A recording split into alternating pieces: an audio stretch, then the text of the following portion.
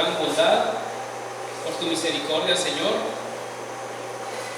Como cantamos hace un momento, Señor, somos inmerecedores, totalmente inmerecedores, Señor, de tu gracia, de tu perdón.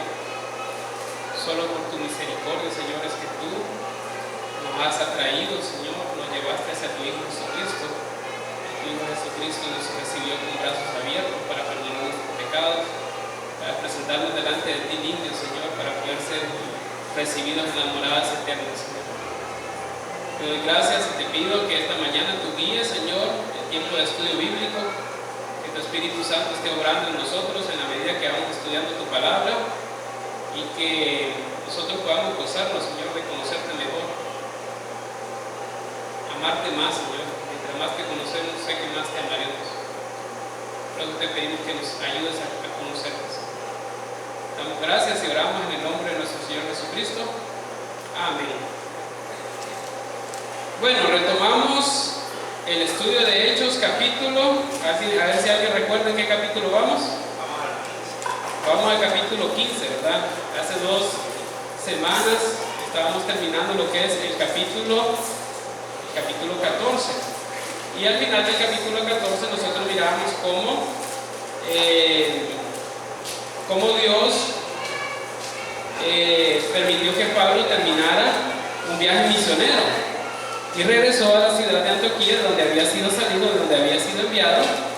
Decía la palabra, no sin antes confirmar los ánimos y la fe de los discípulos de cada iglesia en la cual él había andado trabajando. O sea, tuvo un gran recorrido para llegar de regreso a su casa, pero el gozo de él era ver que la iglesia seguía firme, seguía avanzando, que había personas que amaban al Señor, que estaban sufriendo pruebas, que estaban pasando adversidades, pero que en esos lugares había fruto del trabajo que Pablo había hecho en el servicio al Señor. Y vamos a ver el capítulo 15, ya Pablo se había radicado nuevamente en Antioquía y, como es de esperarse, en las iglesias surgen problemas. Eso lo hemos visto desde el principio, ¿verdad? Hubieron problemas porque alguien decía que se atendía mejor a uno que a otro, que había preferencia en la iglesia. De ahí fue donde surgieron el llamamiento a algunos diáconos para que atendieran necesidades específicas, y surgió problemas porque había personas que querían pasarse de listos y mentir al Espíritu Santo, y Dios mostró que él era firme y que no toleraba la mentira ni ningún pecado. Y así hemos visto, ¿verdad? A Pedro se le acusaba de que por qué entraba a la casa de una persona que no era judía, y Pedro tenía que dar cuenta de las cosas que estaba haciendo. Pero la iglesia iba creciendo y iba siendo guiada por nuestro Señor, por el Espíritu Santo. De hecho, la iglesia sigue siendo guiada por el Espíritu Santo. Si no es guiada por el Espíritu Santo, entonces no es iglesia. Y una iglesia que no está siendo guiada por el Espíritu Santo, pues sus frutos van a hacer ver que no es guiada por el Espíritu Santo. En el libro de Gálatas encontramos que hay frutos de la carne y frutos del Espíritu, ¿verdad? Uno de los frutos de la carne son enemistades, pleitos, disensiones, y ustedes saben que muchas veces estas cosas pasan, pero no es un fruto del Espíritu Santo. El fruto del Espíritu Santo es amor, gozo, paz, paciencia, benignidad, bondad, templanza. Eso es lo que produce el Espíritu Santo en una iglesia que está siendo guiada por el Espíritu Santo. Jesucristo lo dijo claramente: ¿cómo conocerán que somos los discípulos? Por el amor que se tienen los unos a los otros. Pues en el capítulo 15 del libro de Hechos tenemos un caso muy particular. Es donde empiezan a haber discusiones ya de aspectos doctrinales. En las iglesias, de repente no todas las iglesias y todas las denominaciones compartimos exactamente todo lo que son nuestra declaración de fe, por decir así, ¿no? Aquellos aspectos doctrinales a los cuales nosotros nos aferramos y defendemos a capa y espada. Y de repente hay algunos aspectos doctrinales en los cuales no concordamos, pero sabemos que esos aspectos no interfieren en nada en lo que es el conocimiento de Dios Padre, de Dios Hijo, de Dios Espíritu Santo, en lo que es el dominio y función de la iglesia, entre lo que es el amor a los hermanos, la santidad, el discipulado. Entonces hay algunos aspectos que son digamos ahí, secundarios en cuanto a algunas cosas que de repente no logramos ponernos de acuerdo, pero estamos trabajando y luchando y estudiando la palabra del Señor para comprender mejor estos aspectos. Pero aquí en Hechos capítulo 15 se da un caso muy especial, es como el primer momento donde la iglesia tiene que hacer un alto y decir: necesitamos revisar aspectos doctrinales de la iglesia. ¿Y dónde se dio este caso? Se dio en la iglesia de Antioquía. En la iglesia de Jerusalén no se estaba dando ese problema. Yo creo que no se daba en Jerusalén porque en Jerusalén estaban radicados los apóstoles, en esencia la mayoría. Y en Antioquía era una iglesia que había nacido por el ánimo y el deseo de hermanos que quisieron predicar el evangelio, pero a esa iglesia ya empezaron a llegar, como era una iglesia más amplia, más grande, empezaron a llegar personas de diferentes lugares, ¿verdad? Con diferentes ideas, y eso es lo que vamos a ver hoy. Vamos a ver Hechos capítulo 15 y especialmente vamos a leer los versículos del 1 al 11, aunque el capítulo 15 en sí mismo relata este evento, pero hoy vamos a enfocarnos en los capítulos 1 al 11, versículos 1 al 11. Y vamos a leer un poco. Eso es capítulo 15, dice: entonces algunos que venían de Judea enseñaban a los hermanos: si no os circuncidáis conforme al rito de Moisés, no podéis ser salvos. Como Pablo y Bernabé tuviesen una discusión y contienda no pequeña con ellos, se dispuso que subiesen Pablo y Bernabé a Jerusalén y algunos otros de ellos a los apóstoles y a los ancianos para tratar esta cuestión. Miren qué interesante, ¿verdad? Vienen personas de Judea. Judea era la capital de lo que es el territorio palestino, donde estaba Jerusalén. Entonces era como el centro religioso en cuanto al judaísmo y en cuanto al cristianismo también. Entonces estas personas que eran judías vinieron y llegaron a la iglesia de Antioquía, y por lo que podemos observar en el contexto eran personas que habían creído en Cristo Jesús, solo que estaban luchando todavía con algunos aspectos doctrinales, algunas prácticas que se tenían que definir con claridad en la iglesia. No es que los apóstoles habían predicado mal. El hecho es que estas personas en su judaísmo tenían arraigadas ya cosas que les habían enseñado desde niños, y se habían afianzado en ellos, y ellos creían que tenían que seguir viviendo conforme a esos ritos y ordenanzas que se les habían enseñado de niños.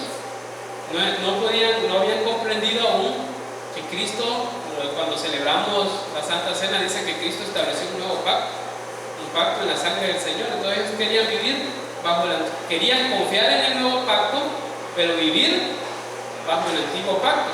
Entonces era como una cuestión era necesario comprender cómo venía este cambio ahora en la disposición de Dios hacia los hombres, donde Dios ahora estaba ofreciendo salvación y rescatando a las personas por medio del pacto hecho en la sangre de Jesús, y no bajo el pacto de la ley mosaica, que decía que una persona tenía que cumplir exclusivamente y a cabalidad y a la perfección la ley para poder ser salvo. Entonces estas personas todavía venían luchando como que si tenían que todavía luchar por sí mismos, por cumplir la ley y creer en Jesús para ser salvos. Y era una cuestión así. La pregunta es: ¿qué es necesario para que una persona sea salva? ¿Por qué? Porque estas personas de Judea venían y decían: si no os circuncidáis conforme al rito de Moisés, no podéis ser salvos, ¿verdad? Es decir, ellos estaban diciendo: la circuncisión es necesaria para ser salvo. La circuncisión era la práctica que determinaba quién era judío. O sea, si alguien era judío o quería hacerse judío, tenía que circuncidarse sí o sí. No había opción para el judío en cuanto a la circuncisión. De nacimiento al 8º día un varón era circuncidado. Y si alguien ya adulto, o el papá o la mamá de un niño querían que el niño fuera judío y judaizara, entonces le hacían la circuncisión. O voluntariamente un varón se presentaba voluntariamente por medio de la circuncisión, haciéndose adepto al judaísmo. O sea, se hacían judíos, por decir así.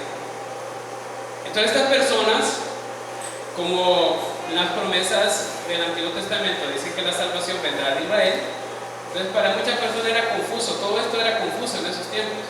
Entonces algunos creían que las personas que venían al cristianismo, que venían a Cristo, también tenían que insertarse en lo que es el judaísmo.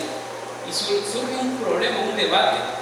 Pablo y Bernabé, que habían ido a evangelizar, ya vimos todas las regiones que ellos lograron alcanzar, ellos en ningún momento predicaron la circuncisión como parte de lo que es la salvación. De hecho, ellos, en esta discusión se ve que ellos eran la parte que decía la circuncisión no es necesaria, y la parte de los judíos decían la circuncisión es necesaria. ¿Y qué tipo de discusión hubo en ese momento? Dicen, una contienda no pequeña, es una forma de decir una contienda amplia, grande, que trataba de definir esto. Ahora, miren qué interesante y qué bonito el modelo de Dios.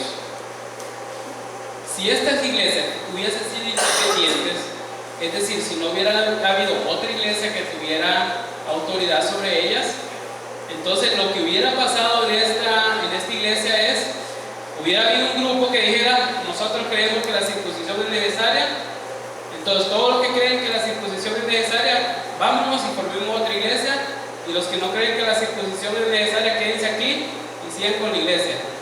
Y entonces iba a haber una división en la iglesia, y ahora iban a haber dos iglesias con dos denominaciones diferentes.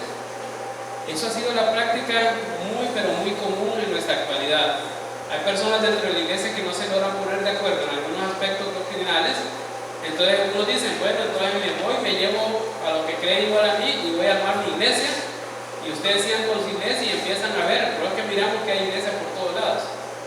¿Y cómo fue la forma de resolver el problema en esta iglesia?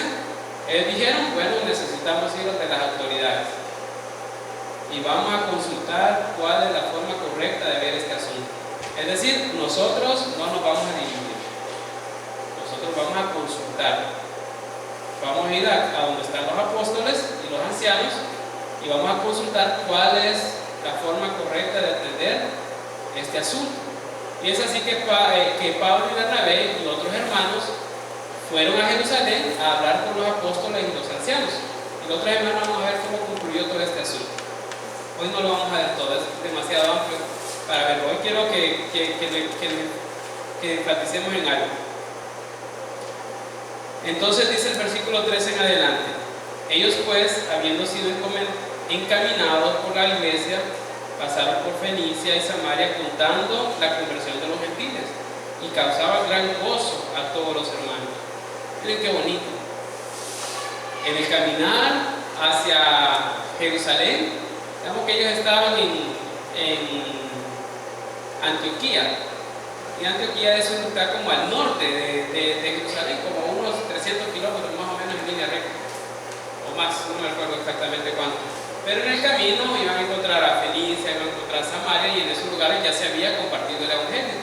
Entonces ellos no iban a perder la oportunidad de pasar a saludar a los hermanos y de estarles contando cómo el Señor estaba obrando y qué cosas tan maravillosas estaba haciendo el Señor, no solo con el pueblo judío, sino que también con los gentiles.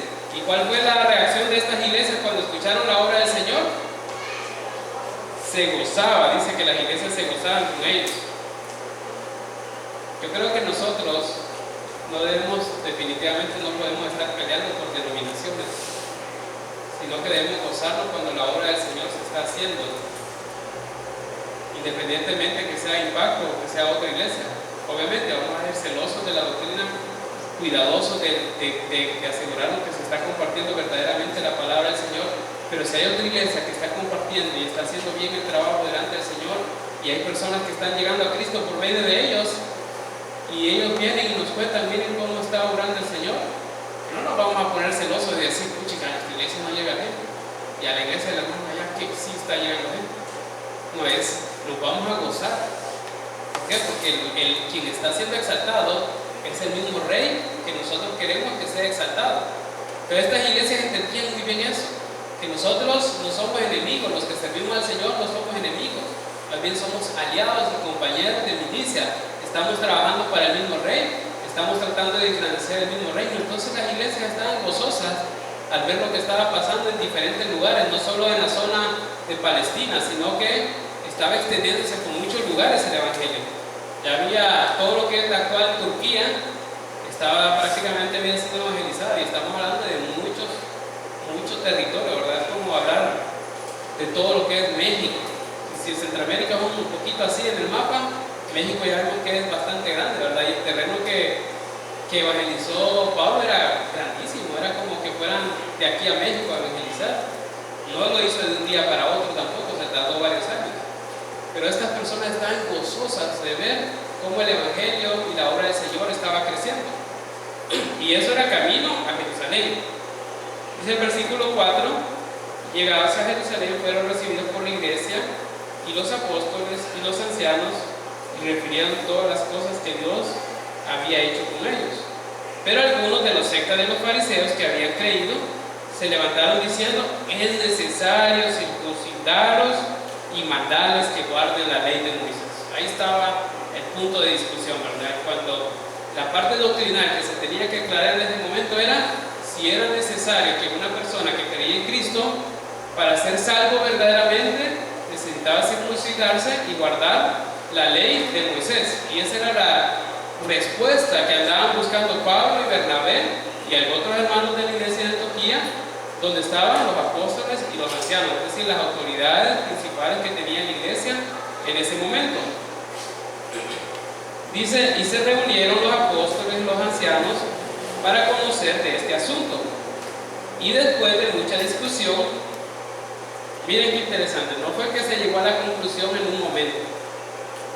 Obviamente estábamos dentro del pueblo judío y la ley de Moisés y la circuncisión hasta el momento, en esta época de la historia que estamos, para ellos la circuncisión y la ley de Moisés debe ser obligatoria. Entonces era algo que estaba muy arraigado en el corazón de las personas.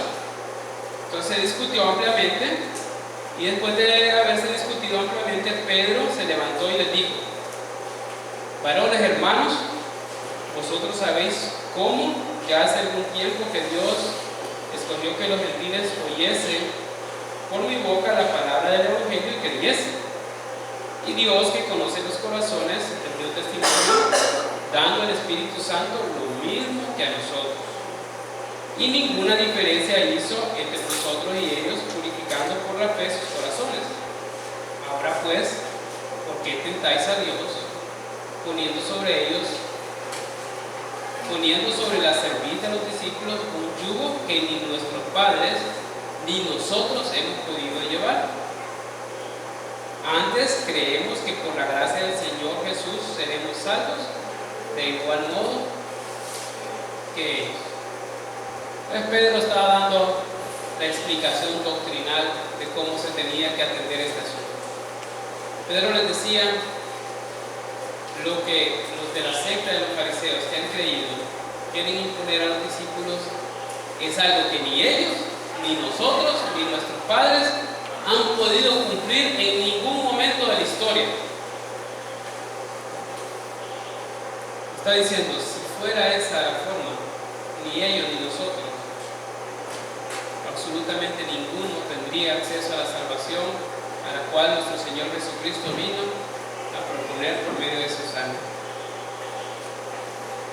Y claramente les dice en el versículo 11: antes creemos que por la gracia del Señor Jesús seremos salvos, de igual modo que ellos, es decir, tanto judíos.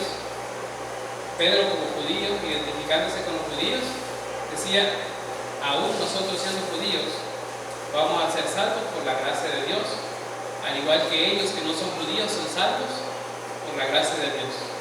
Es decir, hay diferencia entre judío y no judío en cuanto a la salvación. Pedro está diciendo: no hay diferencia. Cuando yo fui y prediqué a los gentiles, estaba haciendo referencia claramente a cuando él estuvo con Cornelio. Ellos recibieron el Espíritu Santo, no necesitaron circuncisión, y el Espíritu Santo vino a ellos y dio todo testimonio de que era una salvación genuina, dándoles el Espíritu Santo. Lo mismo que hizo con nosotros, dice. Entonces, si Dios no hace acepción de personas, si Dios no trata diferente a los gentiles, si no trata diferente a los judíos, ¿por qué ahora hay un impulso de querer hacer que toda la gente se comporte como un judío? Que toda la gente actúe y guarde las mismas ordenanzas que el pueblo de Israel tenía en sí mismo como nación. La otra semana veremos exactamente la conclusión. Ahora quiero hablarles un poco. Pablo dijo, la salvación es por gracia, y esa es nuestra base doctrinal cuando hablamos de la salvación con cualquier persona. Cuando nosotros compartimos el Evangelio, enfatizamos y recalcamos que la salvación es absolutamente por gracia. ¿Qué dice Efesios 2, capítulo 2, versículos 8 y 9? Quiero que me ayuden a leer estos pasajes, para que los puedan ver con sus propios ojos, que los puedan ver en la Biblia, y que podamos ver cómo obra Dios la salvación. ¿Qué es lo que hace Dios para ser salvo? Porque los judíos decían, es necesaria la ley de Moisés. Pedro les decía, ninguno le hemos podido cumplir. ¿Cómo va a ser necesaria la ley de Moisés para la salvación si ninguno de nosotros lo ha podido cumplir? No hemos podido llevar ese yugo. Además, el que quiere salvarse por medio de la ley de Moisés está desligándose de Cristo. Está diciendo a Cristo, yo no necesito su sangre. Yo voy por mi propia cuenta y voy por mis propios méritos, a los cuales Dios en su misericordia nos está diciendo, no es posible. Dios lo que nos está diciendo es, abrácese a la gracia de Dios y deje de confiar en sí mismo. Y dice Efesios 2, 8 y 9, porque por gracia sois salvos por medio de la fe, y esto no de vosotros, pues es don de Dios, no por obras, para que nadie se gloríe. Y ahí viene Pablo. En este caso, de hecho, era Pedro, ¿verdad? Pero Pablo también tenía la misma doctrina. Le está enseñando a la iglesia, la salvación es por la gracia de Dios. Es decir, la salvación Dios nos la da como un favor inmerecido. No merecemos la salvación. ¿Por qué?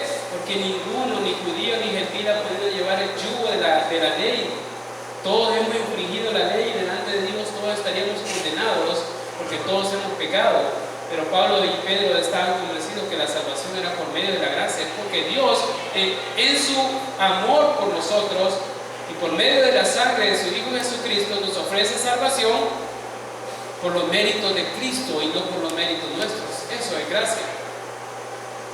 Que Dios nos haga un favor a nosotros, que Dios ponga a Cristo como representante nuestro, como nuestro sustituto, y que nosotros no tengamos que pasar el juicio de Dios, sino que se presente Cristo por nosotros delante de Dios, y que Dios vea y evalúe la justicia de Cristo. ¿Y saben qué va a pasar cuando Dios evalúa la justicia de Cristo? Dice que es más que suficiente, mucho más que suficiente para lograr la salvación. Y eso es la forma en que nosotros somos salvos, por medio de la justicia de Cristo. Ahora, ¿cómo pasa esto? Naturalmente dice la Biblia que todos nosotros nos descarriamos, a uno nos hicieron inútiles, cada quien va por su propio camino y todos hacemos lo que queremos. Pero dice Juan 6:44, si lo podemos leer también, si nosotros vamos por nuestro propio camino, si no queremos buscar a Dios, ¿cómo es posible que llegamos a los pies de nuestro Señor Jesucristo? Juan 6:44 dice, ninguno puede venir a mí si el Padre que me envió no le trajere, y yo le resucitaré en el día postrero. Jesús está diciendo ninguno, es decir, por su propia cuenta, por su propio deseo, por su propia voluntad, ninguna persona va a llegar a Cristo, ni quiere ni puede.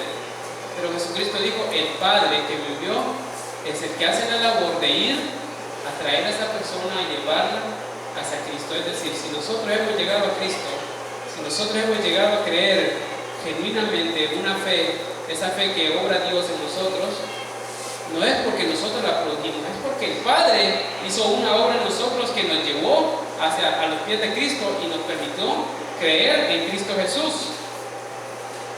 Entonces esa es la forma que nosotros llegamos a Jesús. Es una obra de Dios Padre y es una obra también del Espíritu Santo, y Cristo nos recibe y dice, y el que a mí viene, decía Jesús, no le echaré fuera. O sea, todo aquel que el Padre lleva a Cristo, todos son recibidos con los brazos abiertos. Entonces, ¿cómo obra nuestra salvación Dios? Primeramente, Dios ha dejado la ley no como un medio de salvación. Dios ha dejado la ley como algo que nos hace abrir los ojos. Por ejemplo, si leemos Romanos 3, versículo 19, Pablo nos explica por qué existe la ley de Dios y por qué Dios nos ha dado su ley. Así que me gustaría que buscaran todos en su Biblia Romanos capítulo 3, versículos 19 y 20. Y los vamos a leer. Yo quiero que ustedes con sus propios ojos puedan leerlo en la palabra de Dios, para que estén seguros que lo que estamos hablando sí es la palabra de Dios y no es algo que estamos inventando. ¿Qué dice Romanos 3:19? Dice, ¿ve? Pero sabemos que todo lo que la ley dice, lo dice a los que están bajo la ley, para que toda boca se cierre y todo el mundo quede bajo el juicio de Dios, ya que por las obras de la ley ningún ser humano será justificado delante de él, porque por medio de la ley es el conocimiento del pecado. Entonces, ¿para qué utiliza Dios la ley? Para que nosotros entendamos lo pecaminosos que somos. ¿Qué pasa cuando a nosotros nos ponen una ley? Lo que deseamos hacer inmediatamente cuando sabemos que se pone una ley es pasar por alto la ley, ¿verdad? Si pasamos por un lugar donde hay una grama y hay un rótulo que dice no se pare en la grama, por en medio, ¿va? Ese es el deseo del corazón. Si hay un puente peatonal en una calle, lo que la gente quiere hacer es pasarse por abajo, no quiere subir el puente peatonal. Si dice no tirar basura, hasta jugando baloncesto, ¿verdad? O sea, todo el corazón humano es contrario a la ley. Entonces Dios dejó la ley para hacernos ver que todos nosotros somos pecadores, para que entendiéramos cómo es nuestro corazón de pecadores, es la forma en que Dios utiliza para que nosotros abramos nuestros ojos. Y tiene otro propósito. Ahora que entendemos cómo somos nosotros, que la ley nos ha mostrado, Gálatas, el libro de Gálatas, o sea, el siguiente, después de 2 Corintios, Gálatas capítulo 3, versículo 24,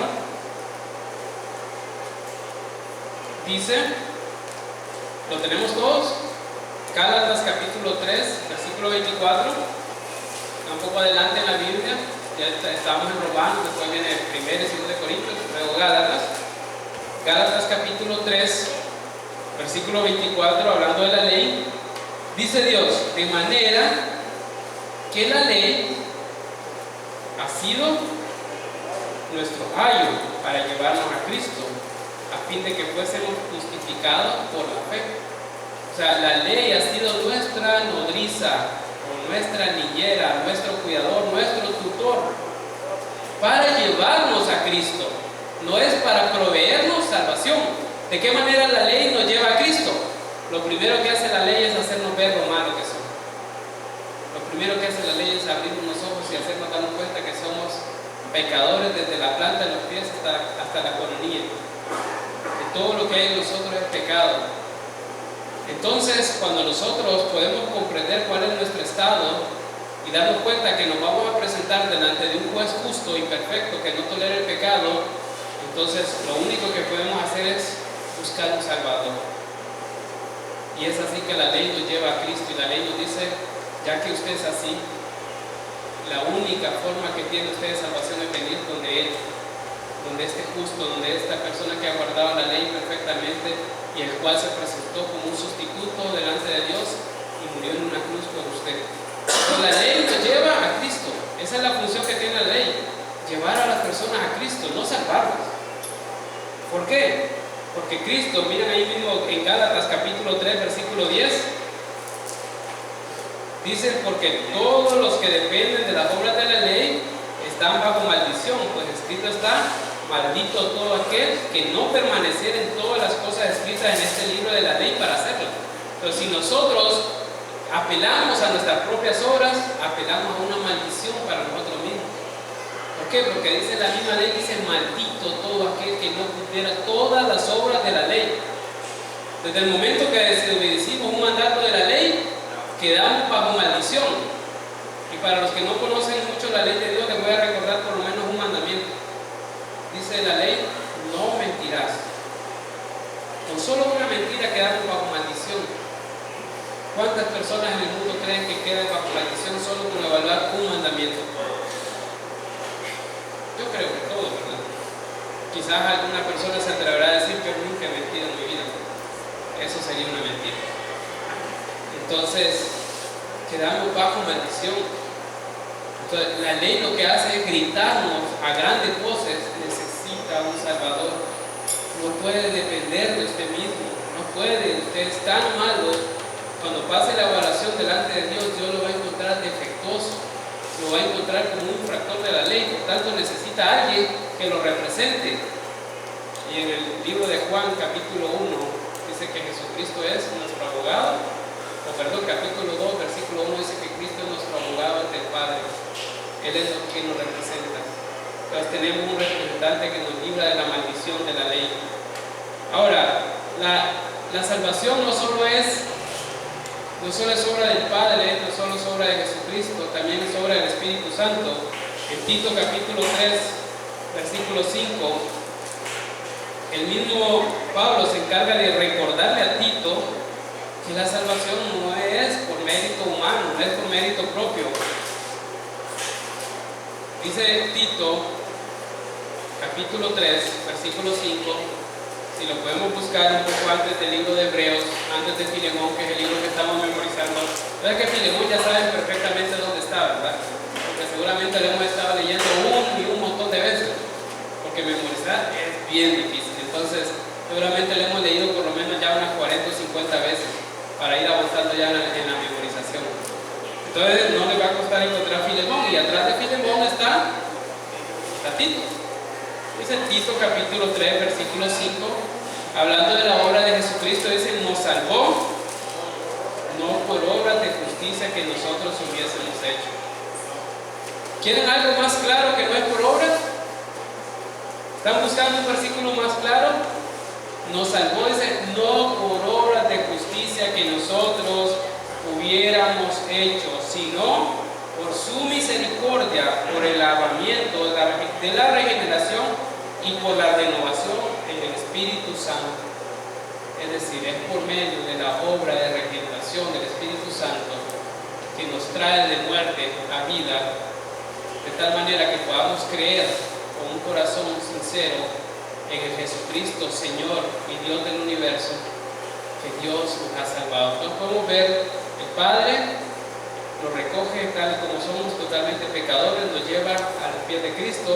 El Espíritu Santo hace una obra de regeneración, Cristo nos recibe, nos limpia de pecados y ahora nos presenta nuevamente al Padre siendo nuevas criaturas.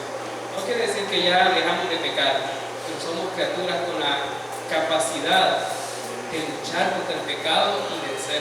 Antes éramos esclavos del pecado, ahora somos libres del pecado y ahora podemos vivir una vida luchando contra el pecado, sabiendo que la victoria la tenemos asegurada. Ahora, esa es la obra de la salvación. Por eso es que Pedro les dijo a este grupo de personas que llegaron de la iglesia de Antioquía: no es por la ley, definitivamente no es por la ley, es por la gracia de Dios. Quiero decirles algo: si la salvación viene a nosotros por la gracia de Dios, quiero que entendamos que la salvación se conserva no por las obras. Si la salvación estuviera en nuestras manos, conservada, alguien podría decir: bueno, la salvación no está en mis manos porque es obra del Señor, es por gracia. Tal vez alguien dirá: pero sí está en mis manos conservarla, ya Dios me la regaló y yo tengo que cuidarla. ¿Saben? Estaríamos en el mismo punto. Un solo pecado nos haría perder esa salvación. ¿Quién podría conservar la salvación si dependiera de nosotros? Absolutamente nadie. Porque los pecados delante de Dios, el que miente es igual que el que mata. Entonces aquel que mata es igualmente culpable delante de Dios que el que miente. Entonces cualquier pecado sería causa suficiente para que nosotros perdamos nuestra salvación. Entonces, dice Juan capítulo 10, vamos a buscar nuevamente el capítulo 10 de Juan, capítulo 10, versículos 27 al 29. Yo sé que los que han hecho el 1 a 1 conocen muy bien este pasaje. El Evangelio según San Juan, capítulo 10. Evangelio según San Juan, capítulo 10, versículos 27 al 29 dice: oigan cómo habla Jesús, nuestro buen pastor. Dice: mis ovejas oyen mi voz y yo las conozco y me siguen. y yo les doy vida eterna y no perecerán jamás. ¿Cuándo perdemos la vida eterna? Jamás. Cristo dice, yo les doy vida eterna y no perecerán jamás. Ustedes preguntan, cuando alguien le pregunta, ¿cuándo se le acaba la vida eterna? Jamás. Nunca. ¿Y si peco? Jamás. ¿Y si me desvío? Jamás. Ahora, antes Jesús dijo, mis ovejas oyen mi voz y me siguen. No es que una oveja del Señor va a andar haciendo lo que quiere. No, la oveja se va a caracterizar porque sigue al buen pastor y está cerca del buen pastor. Por eso es que alguien diría, pero si alguien viene y recibe a Cristo y después hace con su vida lo que quiere, pues la respuesta es que nunca recibió a Cristo. Hizo una oración, fingió delante de las personas que había recibido a Cristo, pero en verdad nunca lo recibió, porque siguió viviendo su vida lejos del pastor. Pero dice que Jesucristo decía, mis ovejas oyen mi voz y me siguen, o sea, me obedece.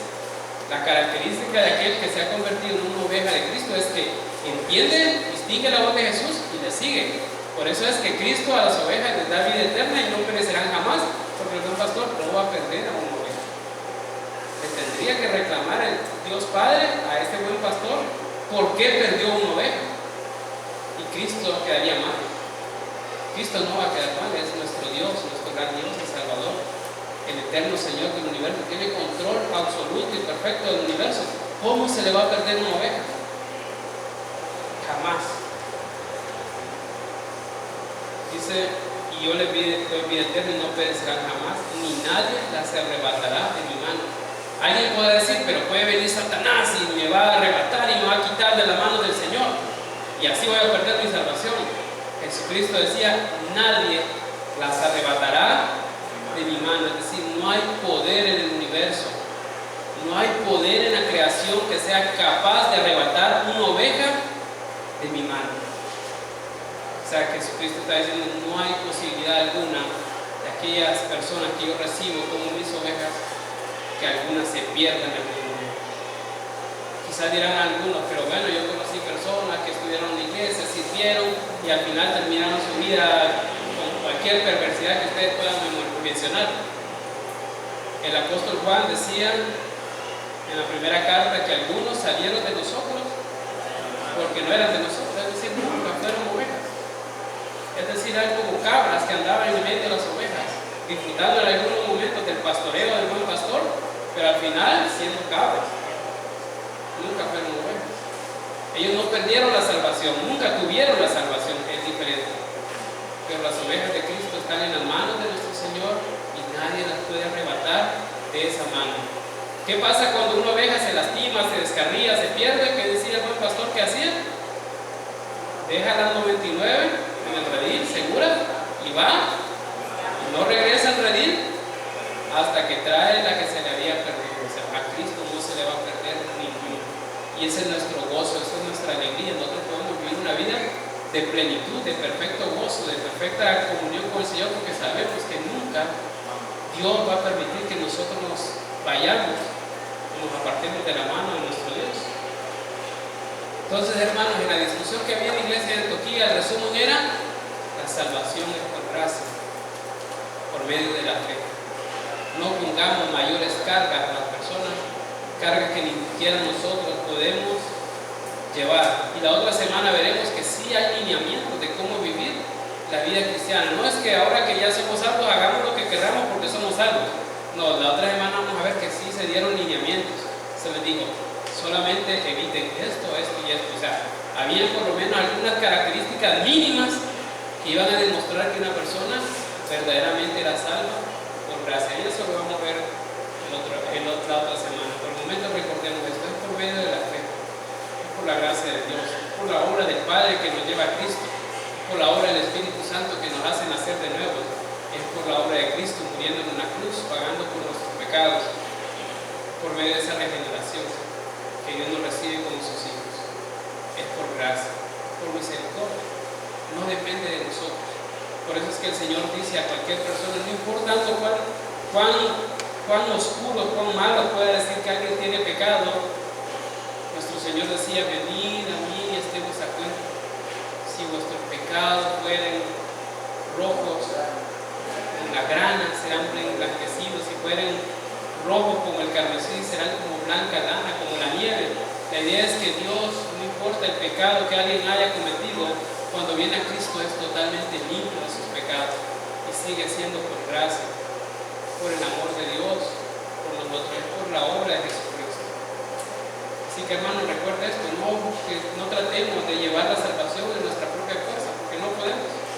No pretendamos ganarla por nosotros mismos, no podemos. Confiemos en la obra expiatoria del sacrificio de Cristo Jesús que se dio por nosotros para pagar por nuestros pecados. Confiemos en Él, abracémonos a Cristo, no nos abracemos a nada más, confiemos en nuestro Señor. Vamos a orar. Padre, te doy gracias, Señor, porque en tu plan, Señor, en el nuevo pacto que estableciste por medio de la sangre de Jesucristo, tú consideraste, Señor, con misericordia que la salvación no estuviera en nuestras manos, que no estuviera en nuestras obras, estuviera, Señor, en las manos de Cristo y en su justicia, en su santidad. Y eso es lo que te agradecemos, Señor, que tú has obrado, Señor, para que nosotros podamos tener esa vida eterna, Señor, que prometió Jesús. Esa vida que no acabará nunca, Señor. Es por gracia, Señor, y queremos renunciar a todas nuestras obras. Queremos reconocer que es únicamente por tu gracia y por el mérito de Cristo y no por algo que nosotros hayamos hecho, Señor. Gracias por tan grande obra, Señor, de salvación. Gracias por tu misericordia. Oramos en el nombre de nuestro Señor Jesucristo.